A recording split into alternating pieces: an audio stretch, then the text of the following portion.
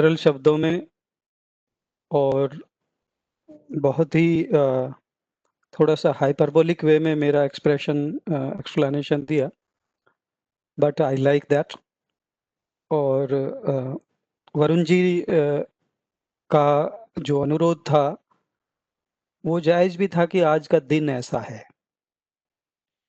और आज के दिन हमें निश्चित रूप से एक ऐसा ही लेक्चर रखना चाहिए था, जिसमें हम जीवन में जो कुछ घटनाएँ ऐसी होती हैं जिनसे सीख मिलती है, उन घटनाओं का ज़िक्र करना बहुत आवश्यक था।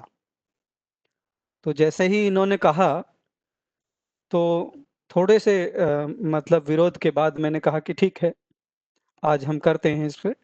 वरना हम इस पे मैं एक विजुअल भी बना रहा हूँ संकल्प पे, वो हम शेयर करते हैं आपके साथ। लेकिन स्कॉलर्स को मैटर ज़रूर मिलता है इस पे। तो anyway, coming on to the point, मैं आपसे मुखातिब होना वास्तव में है। डॉक्टर अम्बेडकर ने क्या उन संकल्पों के क्या परिणाम हुए, ऐसे कहना चाहूँगा आपसे।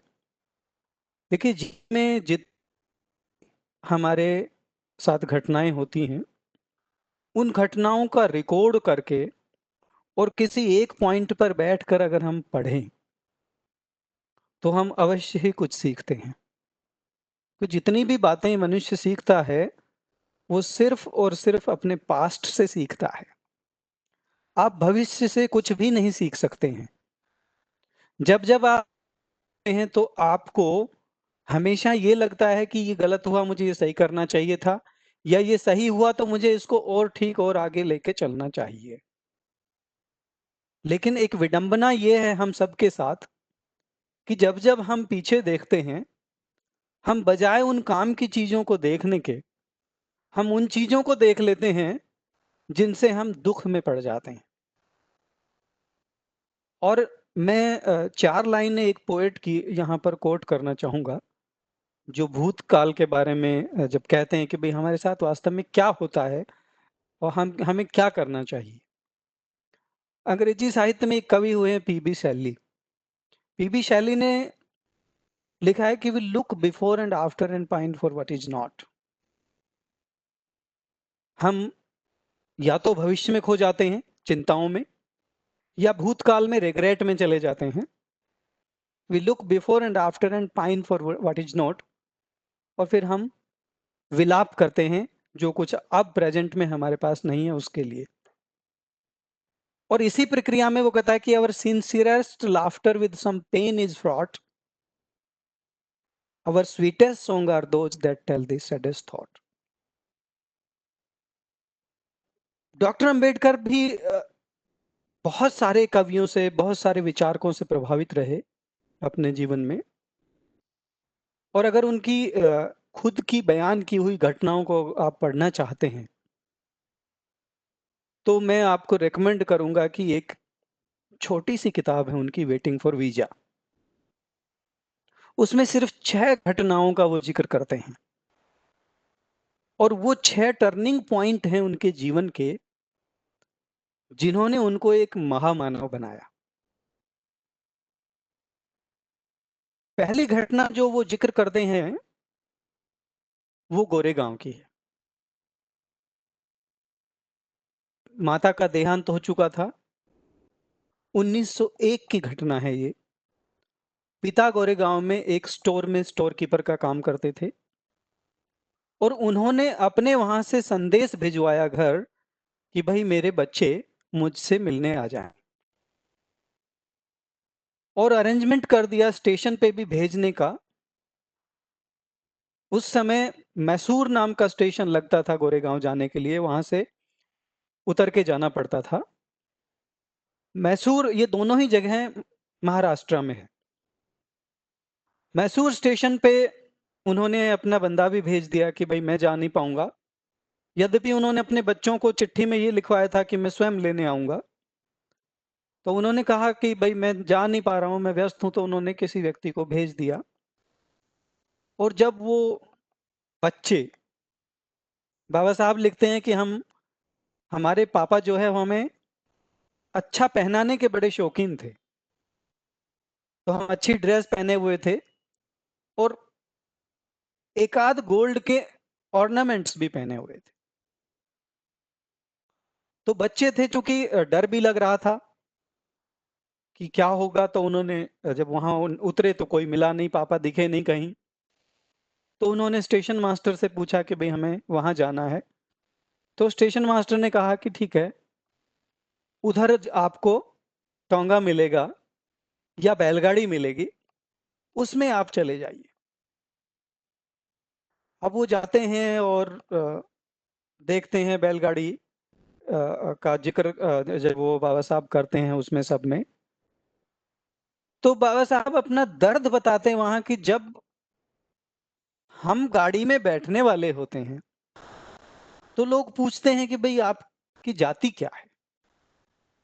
जैसे ही बताते हैं कोई बिठाता नहीं है। रात हो गई है और अब हमें डर लगने लगा है। शाम हो गई थी, रात नहीं हुई थी, अंधेरा होने लगा था और बच्चों को डर लगने लगा था कि अब क्या होगा। धीरे धीरे धीरे धीरे धीरे धीरे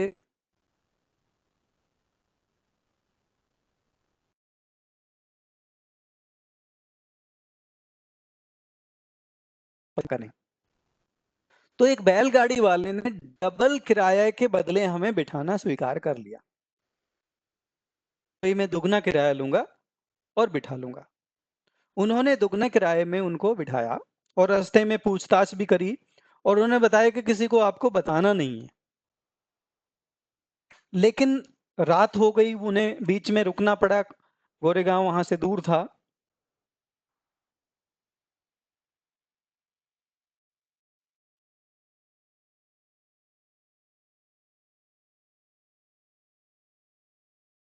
हमारे साथ कर सकता है, बच्चे ही थे, लेकिन उनके पास अब,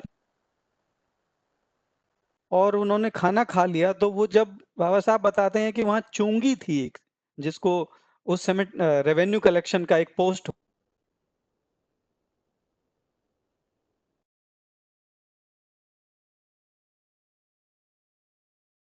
का, पानी मांगते ही उनसे जाति पूछा। तो उन्होंने कहा कि चले जाओ, बाबा साहब बताते हैं कि गाली बद्दी बद्दी। तो मैं और वो कहते हैं मेरे ब्रदर, हम रात भर, आप समझ सकते हैं कि गर्मी के दिनों में खाना खाने के बाद कितनी प्यास लगती होगी। रात भर हम प्यासे वहां पड़े रहे और मैं सो नहीं पाया। मैंने अपने भाई को कहा कि कुछ देर मैं सोऊंगा, कुछ देर आप सोएंगे, और फिर सुबह जल्दी उसको उठाकर हम चले और फिर अपने पापा के पास पहुंचे तो हमने सारी व्यथा बताई। उस वाकया ने, मैं आपको बताता हूं कि जब बाबा साहब को पानी नहीं दिया गया, उस वाक्य को याद करके आगे बाबा साहब ने कि मैं सबसे पहले ये पानी की समस्या ही हल करूंगा। स्कूल में उनको पानी पीने नहीं दिया जाता था। जब तक कोई और पानी नहीं पिला दे वो प्यासे रहते थे। अपने आप पानी लेने जा नहीं सकते थे। पब्लिक पॉइंट जहां मतलब जानवर भी पानी पी लेते हैं, वहां पर उनके परिवार, उनकी जाति के लोगों को पानी नहीं पीने दिया जाता था। उन सभी कष्टों को सहन करने के बाद एक व्यक्ति ने संकल्प लिया कि मैं पानी की समस्या हल करूंगा, और महाड़ के चावदार तालाब में स्वयं 10,000 लोगों के साथ जाकर 1927 में पानी पिया, केस लड़ा, केस जीते। आज भी वो इतिहास में दर्ज है कि बाबा साहब ने उस समय के सो कॉल्ड अनटचेबल्स के लिए पानी, सार्वजनिक स्थानों से पानी का अधिकार दिलवाया।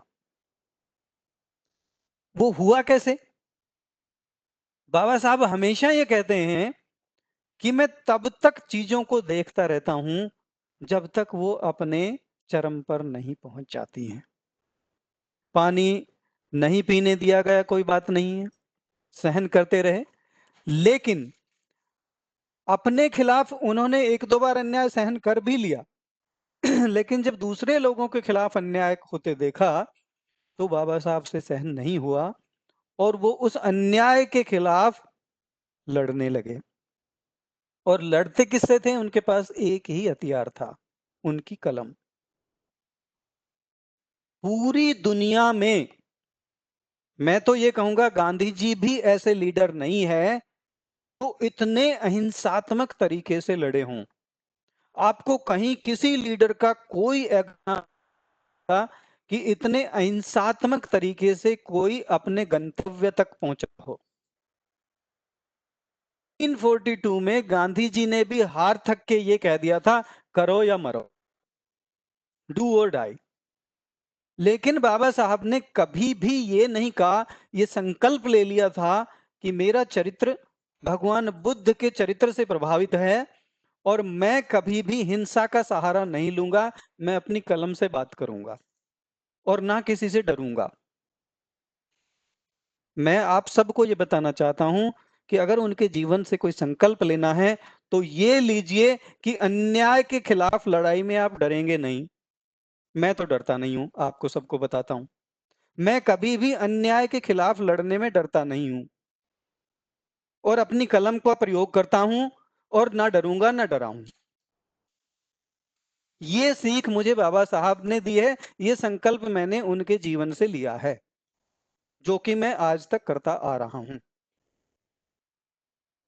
दूसरी घटना जो बाबा साहब जिक्र करते हैं वेटिंग फॉर वीजा में, वो आज के संदर्भ से संबंधित है।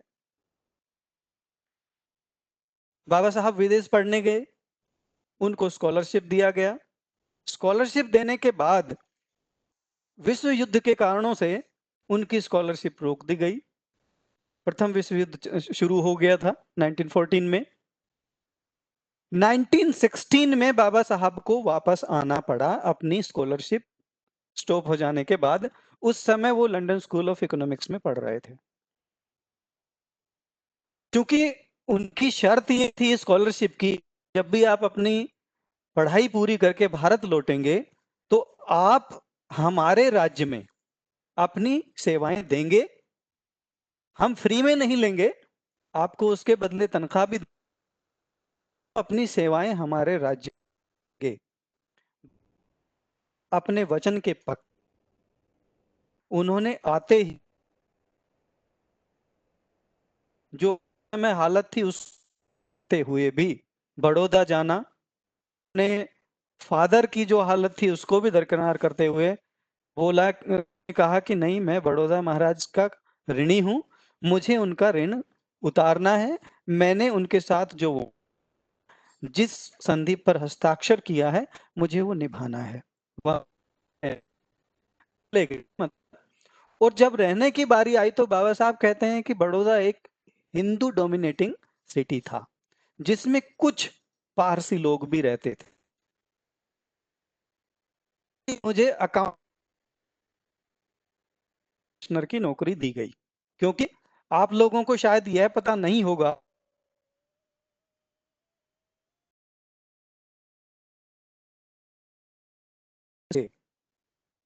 वो इकोनॉमिक्स की पढ़ाई करके आए थे, लंदन स्कूल ऑफ इकोनॉमिक्स में भी पढ़ रहे थे, इकोनॉमिक्स से ही डबल पीएचडी करी थी, तो उनको वित्त संबंधी काम ही दिया गया।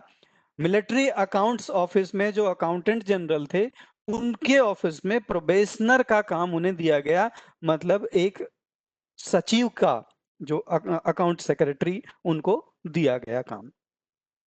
बाबा साहब ने कहते थे कि मेरे कुछ दोस्त थे जो वहां पर पढ़ते थे मेरे साथ, मैंने उनसे भी संपर्क किया। वो बताते हैं कि वो लोग वहां तो मेरे साथ बहुत अच्छी बात करते थे विदेश में तो, और कभी भेदभाव का वो नहीं हुआ। लेकिन यहाँ आते ही जब मैंने उनसे ये कहा कि भाई आप मुझे अपने यहाँ रहने की जगह दे दीजिए, तो वो कहने लगे कि भाई इस बात को लेके हमारे घर आ भी मत जाना, हम बाहर ही मिल रहे हैं आपसे, बाहर बात करें, लेकिन इस बात को आप मत देना हमारे घर वालों के सामने कि मुझे मकान, हमें भी निकाल देंगे घर से। तो बाबा साहब कहते हैं कि पढ़े लिखों की यह हालत थी तो मैं बिना पढ़े लिखों से क्या एक्सपेक्ट करता। अब चूंकि उनको रहना था वहां पर, पूरा मंत्रिमंडल महाराजा गायकवाड़ के खिलाफ हो गया कि भाई आपने एक अनटचेबल को यहां पर क्यों रख लिया, हम नहीं यहां पर नौकरी करेंगे। लेकिन गायकवाड़ जी भी धुन के पक्के थे। वो बहुत अच्छे समाज सुधारक थे। उन्होंने ये कहा कि भाई ये टैलेंटेड बंदे हैं, आपको जिनको काम करना है करिए, नहीं करना जाइए, डॉक्टर अंबेडकर यहीं रहेंगे। तो उनके दान को काम सौंपा गया कि भाई आप इनको रहने की जगह दिलवाइए, और महाराज किसी काम से राज्य से बाहर चले गए, और दीवान ने चूंकि उनका रहने का अरेंजमेंट नहीं किया, अब वो महाराज के प्रति अपना वफादारी निभाते हुए और अपनी एक शूडो आइडेंटिटी के साथ पारसी बनकर पारसी धर्मशाला में चले गए। पारसी धर्मशाला का वो वर्णन करते हैं कि भाई एक 2 मंजिला बिल्डिंग थी। मैंने उस वर्णन के अकॉर्डिंग ही वो चित्र वहां पर डॉक्टर अंबेडकर नेशनल मेमोरियल में उतारा, और उसको फिर वैसे ही छपवाया पूरा, और उसका एक म्यूरल बनवा के लगाया है, अगर आप कभी विजिट करेंगे तो देखेंगे। तो बाबा साहब उसका वर्णन करते हैं कि भाई नीचे एक बुजुर्ग सा आदमी रहता था, वो 20 इंक्वायरी करी, उन्होंने कहता है बोला कि ये पारसी लोग जो है ना, ये बहुत ज्यादा भेदभाव में विश्वास नहीं करते। लेकिन बाबा साहब लिखते हैं वेटिंग फॉर वीजा में कि जो भारतीय पारसी लोग थे, उन्होंने जुरास्ट्रिज्म को भी इंडियनाइज्ड कर दिया था उस समय, और वो भी भेदभाव में विश्वास रखने लग गए थे। फिर वो बताते हैं कि भाई मेरे कहने के बाद जब मुझे एक कमरा दिया गया, तो मेरे कमरे के साथ ही एक गंदा सा बाथरूम था जिसमें एक ही नल था, और एक वहां पर होल था बहुत बड़ा सा फर्स्ट फ्लोर पे।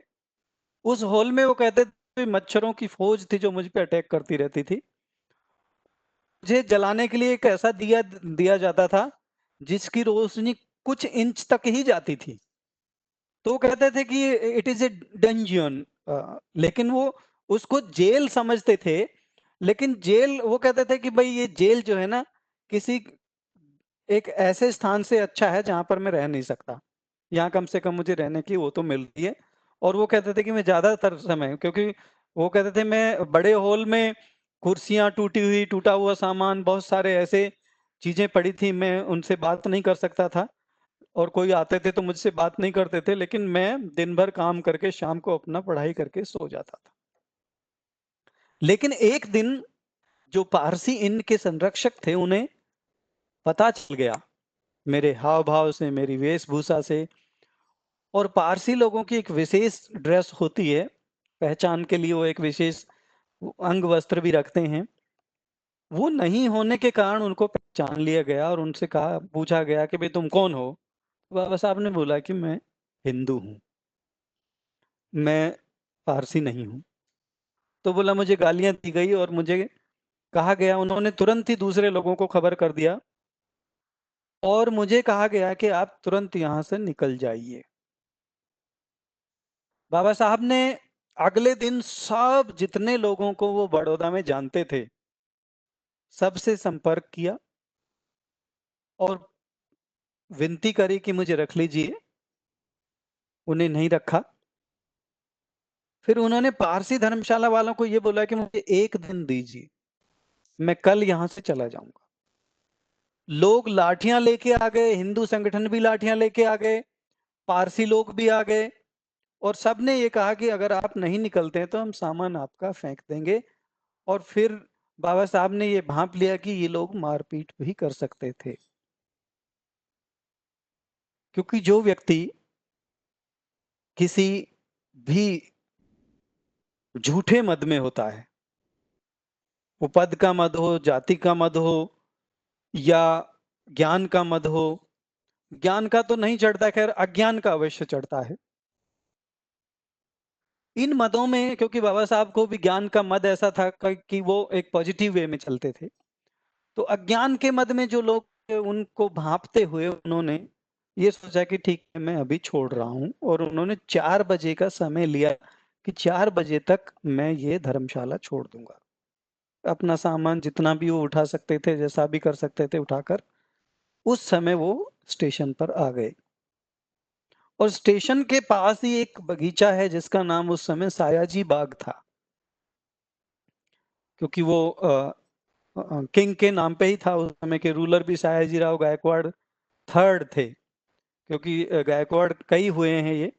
तो सयाजीराव गायकवाड़ तृतीय जो थे उस समय शासन कर रहे थे, तो बाबा साहब को वहां पर बड़े दुखी मन से निकल गए, और निकल के जब स्टेशन पे आए तो पता चला कि उनकी गाड़ी लेट है, और उन्हें पता चला कि लगभग 6 घंटे उन्हें यहाँ पर विश्राम करना पड़ेगा, रुकना पड़ेगा। अब चूंकि वो एक ऐसे व्यक्ति थे जो कभी भीड़ पसंद नहीं करते थे, और ना ही कभी आपने देखा होगा कि बाबा साहब ने कोई आश्रम नहीं बनाया, कोई चेले नहीं पाले, और बहुत बड़ी फौज अपने पीछे खड़ी नहीं करी। वो तो अकेले चले थे, लोग जुड़ते गए और कारवां बनता गया। तो वो भीड़ में रुकने की बजाय सायाजी बाग में आके, और एक वट वृक्ष था जिस पे थोड़ी सी ऊंचाई थी उस अ, अ, तने के पास, वहां पर बैठ गए, अपना सामान रख, बहुत दुखी मन से सोचने लगे कि मैं डॉक्टरेट हूं, मेरा रंग भी गोरा है, इंटेलिजेंट भी हूं, और अगर मेरे साथ ये हो रहा है तो बाकी जितने लोग हैं उनके साथ क्या हो रहा होगा। उस दिन बाबा साहब ने एक संकल्प लिया, और धनंजय कीर जो बाबा साहब की बायोग्राफी लिखते हैं, और एक बहुत ऑथेंटिक बायोग्राफी बाबा साहब की और लिखी है खैर मोड़े साहब ने, 9 वॉल्यूम में, लेकिन वो मराठी में उपलब्ध है। मैंने उसकी कॉपी मंगाई है, मैं उसको हिंदी और इंग्लिश में डॉक्टर अंबेडकर इंटरनेशनल सेंटर की तरफ से हम उसको ट्रांसलेट कराएंगे। ऐसा मैं विनती अपने ऑफिसर से ऊपर करने वाला हूं कि भाई ये एक बहुत, क्योंकि वो एक ऐसी बायोग्राफी है जिसको बाबा साहब ने एंडोर्स किया कि हाँ ये बिल्कुल करेक्ट लिख रहे हैं जो ये लिख रहे हैं खैर मोड़े साहब ने। तो वो 9 वॉल्यूम्स में मोड़े साहब भी, और इधर धनंजय कीर भी जो बाबा साहब के साथ काफी दिन बिताए उन्होंने, बाबा साहब के बायोग्राफर भी हैं, ऑथेंटिक हैं, रिकमेंडेड भी हैं बाबा साहब के द्वारा। वो लिखते हैं कि बाबा साहब ने उस दिन उनको बताया कि भाई मैंने एक संकल्प लिया, मैंने ठान ली कि आज के बाद मैं उन लोगों के लिए काम करूंगा, उन लोगों के सामाजिक उत्थान के लिए काम करूंगा जिनको उनका हक नहीं मिल रहा है। और उस दिन के बाद से, वो आज ही का दिन था, नवंबर 1917 का दिन था, और वो वट वृक्ष को आज वृक्ष कहते हैं। उस सयाजी बाग का नाम बदलकर संकल्प भूमि रख दिया गया है, और वहां आज भी बाबा साहब के इस संकल्प के नाम का पत्थर लगा हुआ है उस बाग में। उस दिन के दिन को इतिहास में बाबा साहब के जीवन काल में उस दिन को संकल्प दिवस बोला गया, और उस भूमि को संकल्प भूमि बोली गई।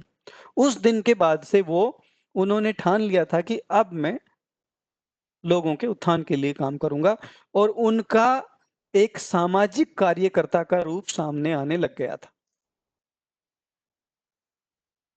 कि एक व्यक्ति, यानी कहते हैं ना कि एक दिया और 100 तूफान, एक कुशल नाविक जितना मर्जी तूफान आया हो उसमें से कश्ती को पार निकाल लाता है।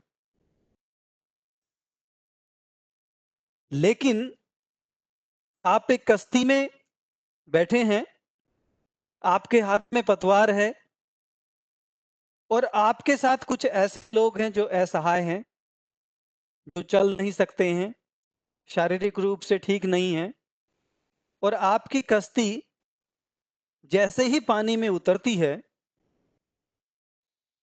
तो आपको पता चलता है कि नदी सूख गई है और आपको अब पार भी जाना है। अब आप कैसे जाएंगे? पानी में नाव चलाना नाविक की कुशलता है, लेकिन रेत पर नाव को दूसरे किनारे पर ले जाना ये सिर्फ बाबा साहब की कुशलता है, किसी और की नहीं, हिम्मत ही नहीं है। इतनी हिम्मत उसी व्यक्ति में हो सकती थी जिन्होंने लाखों करोड़ों लोगों को, जिनके पास हक नहीं था, जिनके पास अधिकार नहीं थे, जिनके पास कुछ भी नहीं था, उन लोगों को रेत में कश्ती पार करके पार उतारा है। और आज आप कभी 6 दिसंबर और 14 अप्रैल को अगर शंकर इधर आएंगे हमारे मेमोरियल में, तो उन लोगों की श्रद्धा आज भी आपको पता चलेगी कि क्यों बाबा साहब को इतना लोग मानते थे। इसलिए जब कभी भी मैं आपको मेरे साथी वरुण जी चीज को देख भी चुके हैं कि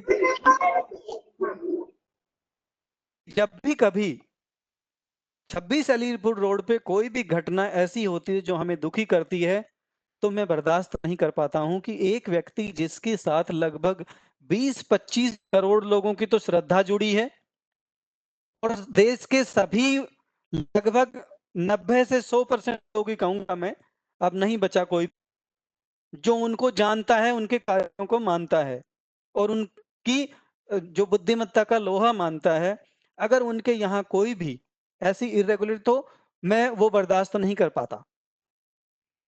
तो मैं आपसे भी यही कहूंगा कि बाबा साहब जीवन से कुछ सीखना है तो रेत में कश्ती चलाना सीखिए, उन लोगों को उस कश्ती से पार उतारना सीखिए, उन लोगों को अपना जो ज्ञान और अपना अनुभव है उसका फायदा दीजिए जिन लोगों को वास्तव में हक नहीं मिल रहा है। आज मुझे बहुत खुशी है कि हमारे जो पोस्ट डॉक्टरल स्कॉलर्स हैं उनमें हमारे साथ 3 महिलाएं भी हैं, ज्योति, सूर्या और वंदना। और चूंकि आप हमारे साथी ही और हमारे साथ काम कर रहे हो, तो मैं आप लोगों को ये बताना चाहता हूं कि जिन अधिकारों को आज आप ले रहे हैं को, उन अधिकारों को दिलाने का संकल्प कभी बाबा साहब ने लिया था। उनके जीवन में एक बहुत बड़ी दुर्घटना हुई। मैं बताता हूं कि संकल्प क्यों आता है जीवन में। जब जब आपको सताया जाता है आप संकल्प लेते हैं, और कुछ ऐसे संकल्प होते हैं जो आपके जीवन काल में पूरे हो जाते हैं, कुछ ऐसे होते हैं जो आपके जीवन काल में पूरे नहीं होते हैं। तो बाबा साहब जब विदेश में पढ़ाई कर रहे थे तो उनके पीछे उनकी वाइफ और बच्चों के पास खाने तक के पैसे नहीं हुआ करते थे। और बाबा साहब की बायोग्राफी में धनंजय कीर और खैरमोड़े साहब दोनों ही ये वर्णन करते हैं कि उन्हें, उनके परिवार को, उनके बच्चों को न खाने योग्य चीजें भी खानी पड़ती थी अभाववश। नतीजा ये हुआ कि उनके बच्चे चल बसे। उनकी वाइफ, प्रथम पत्नी, जो जिनको वो बहुत चाहते थे, रमाबाई, वो कुपोषण का शिकार हो गई। वो अंत में चल बसी। तो बाबा साहब ने मैं अपनी पत्नी को उनके अधिकार पूरे नहीं दे पाया, और उन्होंने अपनी पत्नी से ये करने से पहले एक बात बोली थी। वो उनको साहेब बोलती थी कि साहेब मैं पंढरपुर जाना चाहती हूँ। तो बाबा साहब ने बोला कि रमा चिंता मत करो, अगर पंढरपुर ना भी जा पाई तो मैं तुम्हारे लिए एक नया पंढरपुर बना दूंगा। लेकिन वो संकल्प पूरा नहीं हो सका और वो जल्दी चल बसी। उसके बाद बाबा साहब ने महिला अधिकारों के लिए जो काम करना शुरू किया, आप कभी देखिए, किसी दिन मैं आप सबसे अनुरोध करता हूं कि हमारे म्यूजियम में एक लेडी का, उस समय की मिनिस्टर थी वो, हेल्थ मिनिस्टर, उनका पुतला भी लगवाया गया है, राजकुमारी अमृत कौर। उनका जीवन गाथा कभी पढ़िए आप। बाबा साहब के भी बहुत टच में थी वो। और राजकुमारी अमृत कौर ने जो महिला अधिकारों के लिए काम किया, उसकी सारी प्रेरणा बाबा साहब से ली थी। आपको पता है आज का जो एम्स है, वो जो लोग ये दम भरते हैं ना कि ये किसी सरकार ने बनवाया था या किसी प्रधानमंत्री ने बनवाया था, ये एक झूठा पुलिंदा है। राजकुमारी अमृत कौर ने अपने पैसे से जमीन खरीदकर, अपने जमीन को बेचकर ये अस्पताल बनवाया था, हेल्थ मिनिस्टर रहते हुए।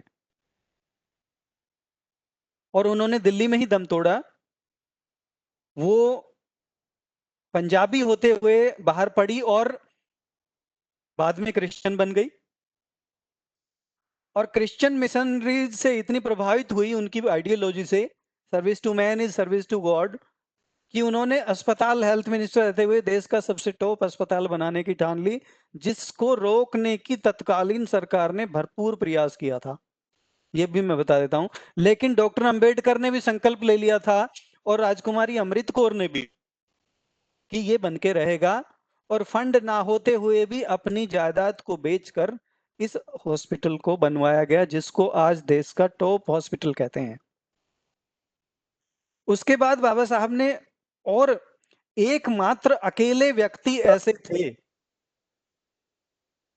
जो दूसरी पार्टी के थे, मंत्री थे, और प्रधानमंत्री जी का मुखर विरोध करते थे। ऐसा नहीं है कि अकेले बाबा साहब ही दूसरी पार्टी से मिनिस्टर थे, दूसरे भी थे, श्यामा प्रसाद मुखर्जी भी मंत्री बनाए गए थे। लेकिन बाबा साहब अकेले ऐसे व्यक्ति थे, मंत्री, लोकसभा आने के उनके सारे रास्ते बंद कर दिए गए थे। और फिर वो राज्यसभा पहुंच गए तो उस समय के नेताओं ने बोला था कि डॉक्टर अंबेडकर, हमने तुम्हारे लिए सारे रास्ते बंद कर दिए थे, लेकिन तुम खिड़की से आ गए अंदर। और के सदस्य होने के बाद वो मंत्री बने। और मंत्री रहते हुए जब उन्होंने महिला अधिकारों के लिए काम करना शुरू किया,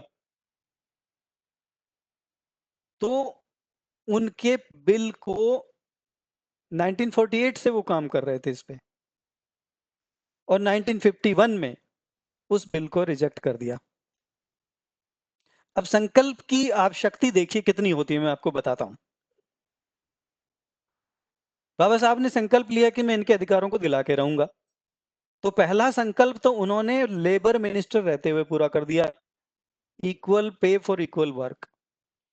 पहले 42 से 46 तक जब वो वायसराय काउंसिल, लॉर्ड लेनिथ गो थे, उनकी काउंसिल में, मंत्रिमंडल में जब वो मंत्री के रूप में लिए गए, तो उन्हें श्रम मंत्रालय का मुख्य प्रभार मिला और 9 और 8 और मंत्रालय मिले। तो श्रम मंत्री रहते हुए उन्होंने पहला काम यही किया कि भाई महिलाएं बराबर काम करती हैं लेकिन तनख्वाह बराबर नहीं मिलती है, उनको सैलरी दिलवाई, जो पिछले लेक्चर में हमारे पाठक जी भी बता रहे थे। वो संकल्प उनका पूरा हुआ। उन्होंने देखा कि भाई इनका शोषण जो है बहुत ज्यादा होता है, हर जगह पर होता है, जैसा कि आजकल बवाल मचा है, आप बॉलीवुड में देख भी रहे हैं। तो उन्होंने कहा कि इनको शोषण से बचाने के लिए, हर तरह के शोषण से बचाने के लिए उन्होंने बिल बनाया कि अंडर एज में शादी नहीं होगी, इनको शिक्षा का अधिकार होगा, इनको वोटिंग का अधिकार होगा। पहले आपको बताऊं, ये पत्नी का वोट भी पति ही दिया करता था, ये इंडिया में भी था। लेकिन बाबा साहब ने ये अधिकार दिया कि वन मैन वन वोट। तो उन्होंने फिर इनको वोटिंग का भी राइट दिलवाया। फिर इन्होंने बहुत सारे, फादर की प्रॉपर्टी पे राइट नहीं होता था, हस्बैंड की प्रॉपर्टी पे राइट नहीं होता था। हस्बैंड की डेथ हो गई तो उनको ससुराल वाले निकाल देते थे उधर से, उनके मायके वाले उनको रहने नहीं देते थे कि नहीं अब हम नहीं रखेंगे, आप वहीं रहिए। उधर उनके ना जायदाद पे अधिकार है ना इधर है। तो बहुत सारी ऐसी समस्याओं को लेकर उन्होंने हिंदू कोड बिल तैयार किया। और नेहरू जी ने यह कहा कि डॉक्टर अंबेडकर, अगर हिंदू कोड बिल पास नहीं हुआ तो मैं इस्तीफा दे दूंगा।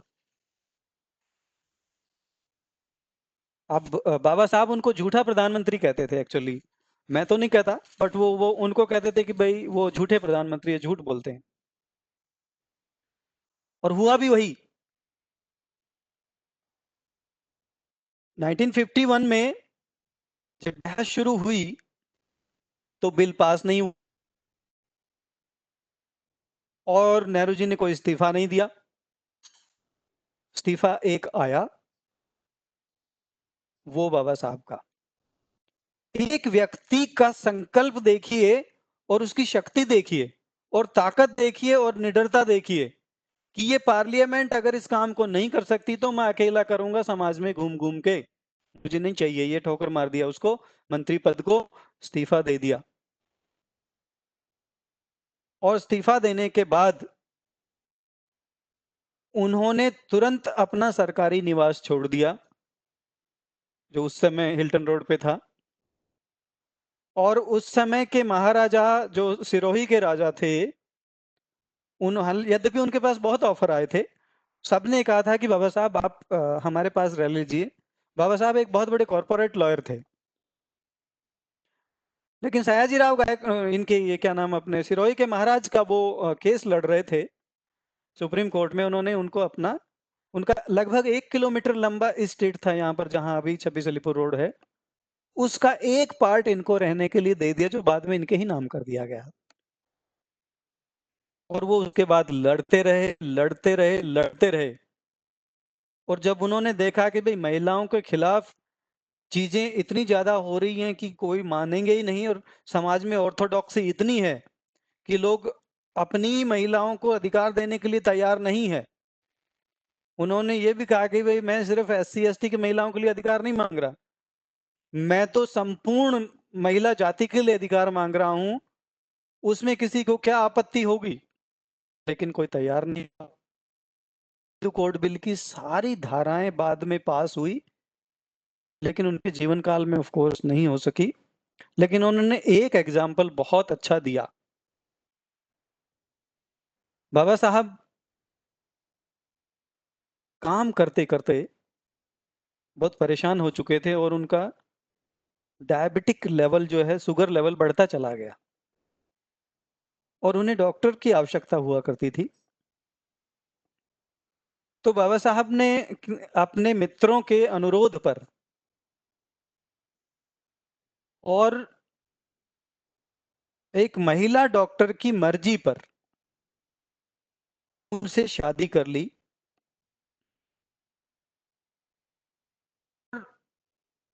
शादी करने के बाद ये एग्जाम्पल पेश किया जाते हैं वास्तव में, जो कि उनका एक था। यदि हम सामाजिक समरसता लाना चाहते हैं तो हमें इंटरकास्ट मैरिजेज को प्रमोट करना ही पड़ेगा। और आज उनके नाम से जो फाउंडेशन चल रही है और भारत सरकार का सामाजिक न्याय एवं अधिकारिता मंत्रालय इंटरकास्ट मैरिजेज को प्रमोट करने के लिए 5 लाख रुपए देता है, 2.5 लाख रुपए लड़की को और 2.5 लाख रुपए लड़के को, ताकि उनको सामाजिक सुरक्षा मिले और उनको अपना जीवन शुरू करने का जरिया मिल जाए। हमारे स्कॉलर्स की लगभग शादियां हो चुकी होंगी, लेकिन इसका मतलब ये नहीं है कि आप जबरदस्ती इंटरकास्ट मैरिज कर लें। ये लेकिन हाँ, इतना जरूर है कि इस चीज को प्रमोट करने के लिए बाबा साहब ने जो संकल्प लिया था उसको सरकार ने निभाया। और अभी मेरी माननीय मंत्री महोदय के कार्यालय में जो अधिकारीगण है उनसे बात हो रही थी, तो उस संकल्प को और थोड़ा सा मजबूती दे दी गई है और उसमें बहुत सारे प्रोविजंस और जोड़ दिए गए हैं। वो बहुत प्रक्रिया बहुत मुश्किल बनाई हुई थी, उसको सरल कर दिया गया है। और बुद्धिस्ट लोग जो दूसरों से शादी करते हैं उनका भी जोड़ दिया गया है। तो वो सारी चीजें अब आसान हो गई हैं और एक सामाजिक समरसता के लिए जो हमारी सरकार का भी संकल्प है, उस बढ़ावा देने के लिए हमारे मंत्रालय के माध्यम से ये मुहिम भी शुरू कर दी गई है। मैं उनके चूंकि बहुत सारे जीवन की घटनाएं हैं और उन कथा को अगर हम कहने लगेंगे तो खत्म होना बहुत मुश्किल है। लेकिन एक दो चीजें जो बहुत और इंपॉर्टेंट है मैं बताना चाहूंगा। बाबा साहब कॉरपोरेट लेयर की हैसियत से 40 गांव गए थे, और 40 गांव में क्या हो रहा था कि वहां बहुत बड़ा अत्याचार लोगों पे हो रहा था। काम करते थे लेकिन उनको करने नहीं दिया जाता था। तो बाबा साहब कहते हैं कि जब मैं गया और मैं धुले स्टेशन पर जब उतरा, तो जितने भी वहां पर उच्च जाति के लोग थे, उन्होंने ये तय कर लिया कि ना तो इनको ट्रेन से यहां उतरने देंगे, एक दलित को, एक अनटचेबल को, और ना ही इनको किसी गाड़ी में बिठा के ले जाएंगे, बैठने भी नहीं देंगे। लेकिन चूंकि उनका प्रताप तब तक इतना फैल चुका था कि मुट्ठी भर जो गलत लोग थे वो कुछ नहीं कर पाए, और जिन लोगों को उन्हें ले जाना था उन्होंने स्वयं अपनी गाड़ियां तैयार करी, वो खुद लेके गए। बाबा साहब बताते हैं कि एक दुर्घटना भी हुई उस समय।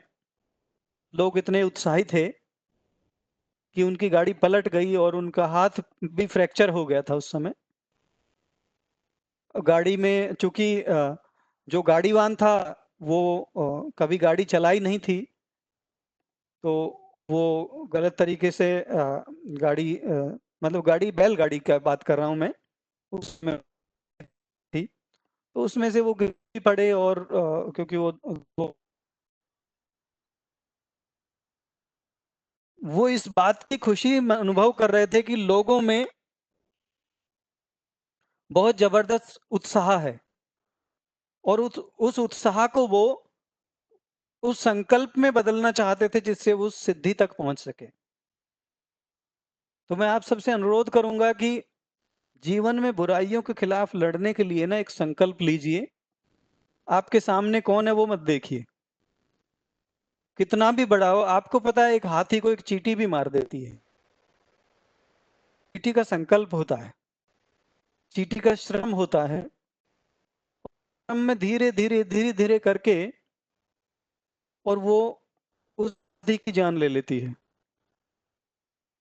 क्योंकि वो डरती नहीं है। तो आप, आपके जीवन से अगर संकल्प कुछ लेना है, माननीय प्रधानमंत्री जी जब बहुत बार बोल चुके हैं, मुझे 2 बार सौभाग्य मिला है कि मन की बात पे मैं ऑल इंडिया रेडियो पे कमेंट करके आया, और दोनों बार बाबा साहब से जब प्रभावित होकर वो बोले। ऑल इंडिया रेडियो ने जब मुझे आमंत्रित किया तो मुझे डर भी लग रहा था कि देश के प्रधानमंत्री जी की बात पे कमेंट करना बहुत ही मतलब एक अलग किस्म का काम है।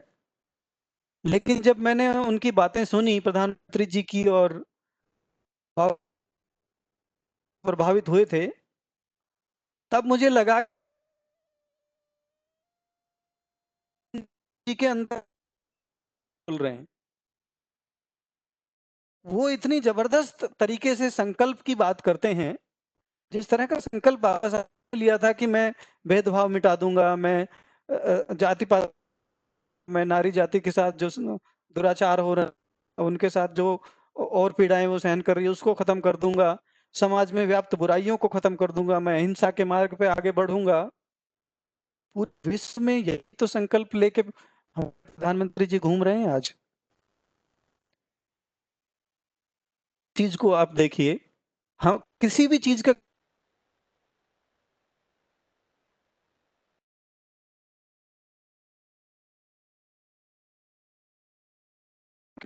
33 करोड़, 133-35 करोड़ लोगों को संभालना इतना आसान काम तो नहीं है जितना हम क्रिटिसिज्म लेके बैठ जाते हैं। बाबा साहब ने कभी ये नहीं कहा, उन्होंने जब युवा में अपना भाषण पढ़ा, और भाषण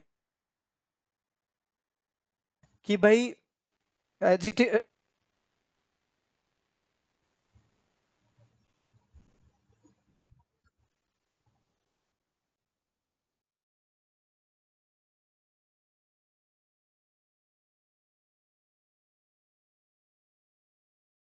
या रूल के खिलाफ चले जाइए। बाबा साहब का कहना यह था कि पहले आप करो, एजुकेशन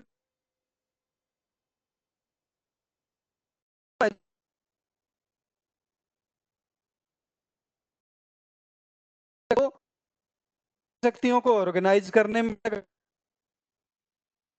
ऑर्गेनाइज करके आप ऑर्गेनाइजेशन बनाइए, ऑर्गेनाइजेशन से संघ बनाइए।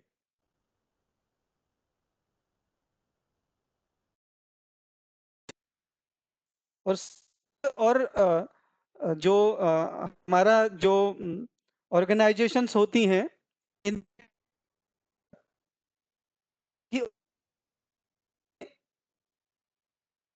नीच रहती है। मंत्रालय ऑर्गेनाइजेशन है, इसमें हायरार्की है, लेकिन संघ में चले जाते हैं तो आपकी सारी ऊंच नीच खत्म होके आप एक लेवल पे आ जाते हैं। इसलिए वो ऑर्गेनाइजेशन से यूनियन की बात करते थे। यू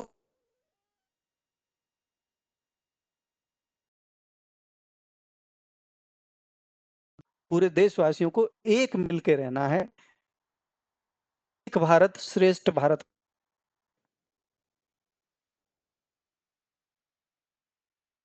एक उन्होंने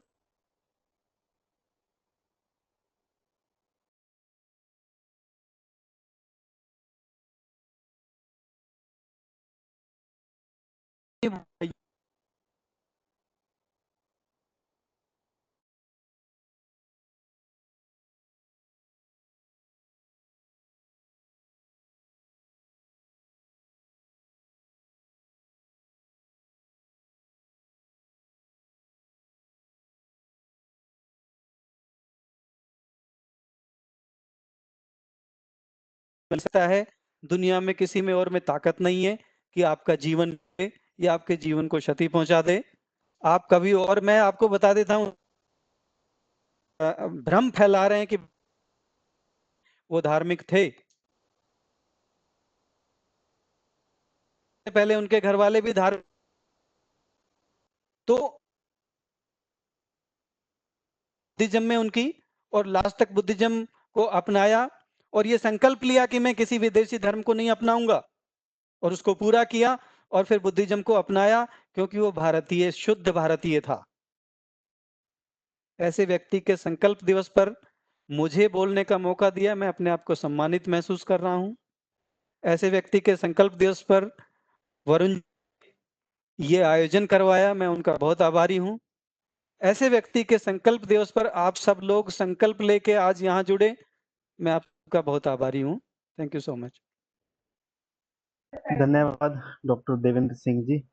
अभी इस में आज प्रश्न मंच और प्रश्न बाद नहीं रखेंगे क्योंकि देवेंद्र जी को भी थोड़ा कहीं कार्य की व्यस्तता है, तो मैं सीधा अपने साथी सुनील जी से कहूँगा धन्यवाद प्रस्ताव के लिए।